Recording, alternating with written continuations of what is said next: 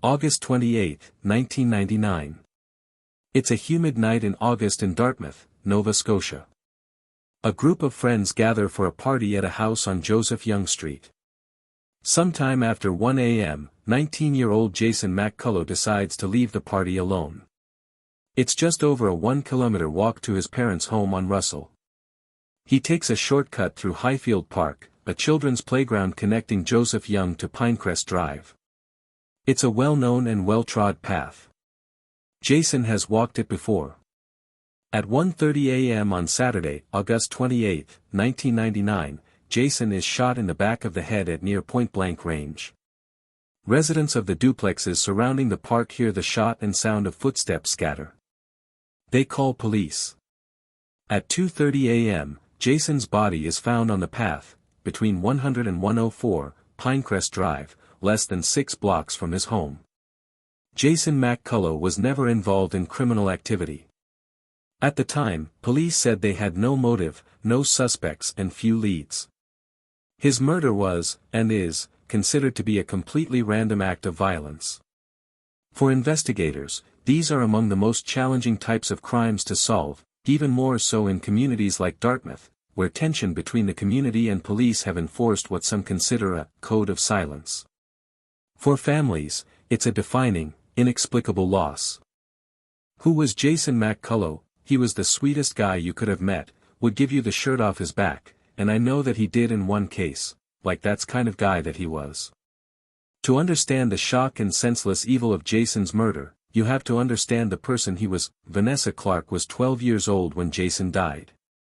She remembers her cousin as down-to-earth person and super friendly always. If he was cranky or having a bad day, he would have a smile on his face, and he was always willing to help. He was known for helping his elderly neighbors with their groceries and lawn work. He'd shovel their snow in the winter. There was a neighbor who lived across the street who Jason had helped for years. He was a chief scout for Scouts Canada and volunteered as a leader with the Boys and Girls Club at the Dartmouth North site. Friends and co-workers called him Piglet, his family called him Jace. Piglet ultimately stuck. Clark grew up in the duplex directly above Jason and his parents. She was the only female cousin and was close with Jason and his brother.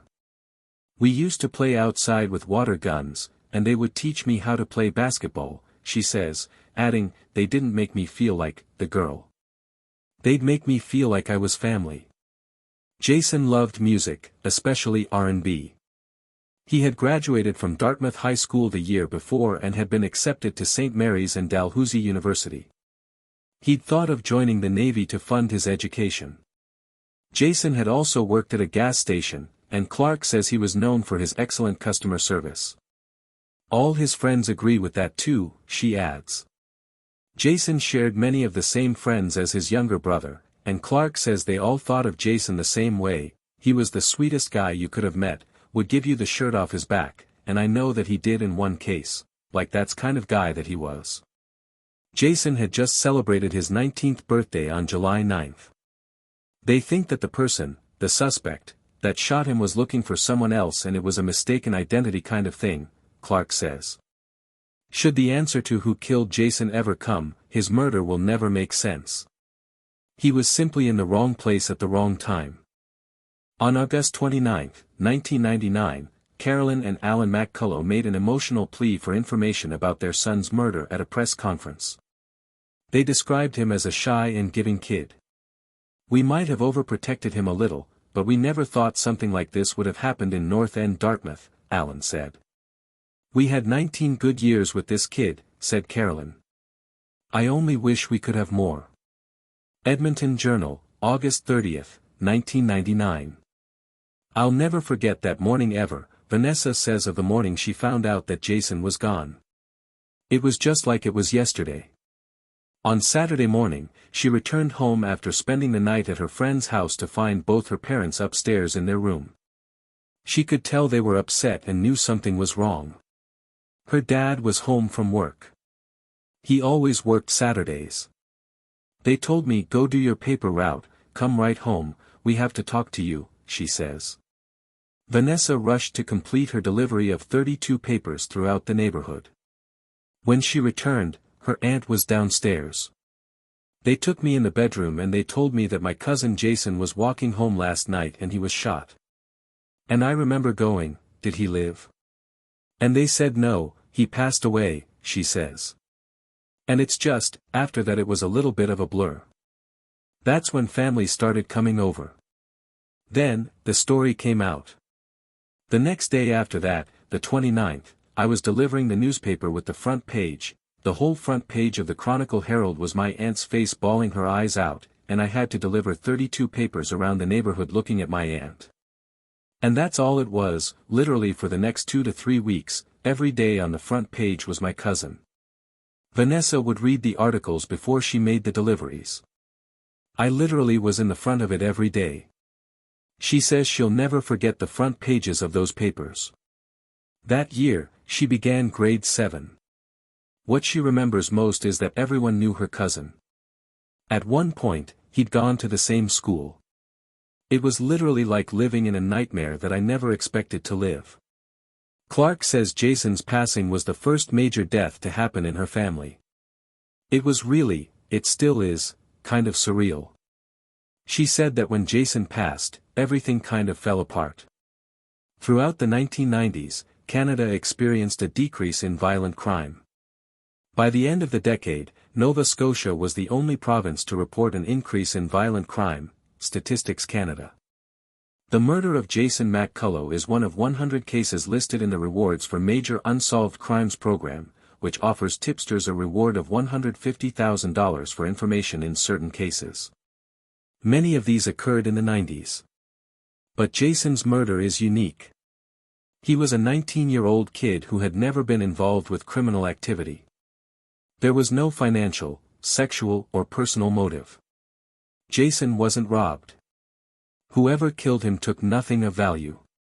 It was, in every sense, a senseless crime. There's also the location, a densely populated residential area on a well-traveled paved pathway. 20 years ago, the area was a little run down. Vanessa admits wasn't the best area, but said it wasn't the most dangerous part of Halifax either. Jason would have felt safe on the path, surrounded by townhouses, basketball courts and apartment buildings. He was 19. It was a quickest way for him to go home and he's taken that route before, she says. It wasn't just like a wooded area. The path's exit at Pinecrest Drive. For years, police have said they strongly believe there were many people in the area who witnessed the homicide. But no one's ever come forward, says Clark. So it's been a very tight-knit quiet thing. According to an interview with Jacob Boone of The Coast, Tom Martin led the investigation into Jason's murder from the first night until his retirement in 2008. Having been involved with over 500 major cases, Martin was considered one of the most experienced investigators with the Halifax Regional Police. Martin worked with RCMP to interview, at least, 250 people in Jason's case. In the first year or so, there would be hope for a resolution when police released 5 detailed composite sketches of men who were seen in the area and considered persons of interest. Clark described seeing the photos as surreal. In 2000, the now-defunct Daily News made the somewhat controversial decision to publish the names of 4 alleged suspects. Hours before Jason was murdered, 3 of those men had broken into the home of an acquaintance on Pinecrest, a few hundred meters away from the path. They demanded money. One pointed a gun. They stole several hundred in cash and were later arrested. The men lived in the area, and all pled guilty to those charges. They were never charged in connection with Jason MacCullough's murder. In April 2005, police announced they had received new information and launched a search for a woman believed to be at Highfield Park on the night of Jason's murder. No other details were released, and it's unknown if the woman was ever identified or located. In another interview with The Coast in 2014, Martin said that was the year police came very, very close to laying charges. He also said the only other case that had been investigated to the same degree as Jason MacCullough's was the disappearance of Kimberly McAndrew, who vanished from a Canadian Tire parking lot on Quinpool Road on August 12, 1989. Foul play is suspected in her case. Like Jason, she was 19 years old. Then, the cold case task force was disbanded. In his interview with the Coast, Detective Martin reiterated his concerns with the management of cold cases. He said it would take prolonged commitment and more funding to find closure in cases like Jason's. "We know there are persons out there with information in relation to what happened," said Constable Jeff Carr in a 2006 CBC News article. "Maybe I would ask those people to put themselves in a position where if Jason MacCullough had been one of their family members, what would they want? I think that they would want to see this horrific crime solved."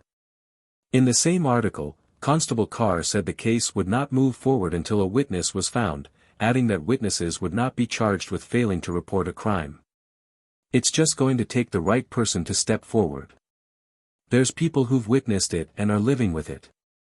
Do the right thing," said Alan MacCullough in a 2014 interview with the Coast. On August 28, 2019, the 20-year anniversary of Jason's murder, Halifax Regional Police reiterated their message in a news release. Investigators believe there were several people in the area at the time of the homicide and strongly believe there were witnesses to the crime. Police continue to urge those people with knowledge of what happened to come forward and report anything that they might remember about that day, no matter how small the detail might seem. They have also said they hope those who might have been afraid to come forward will feel freed by the passage of time. See you all for the next cases.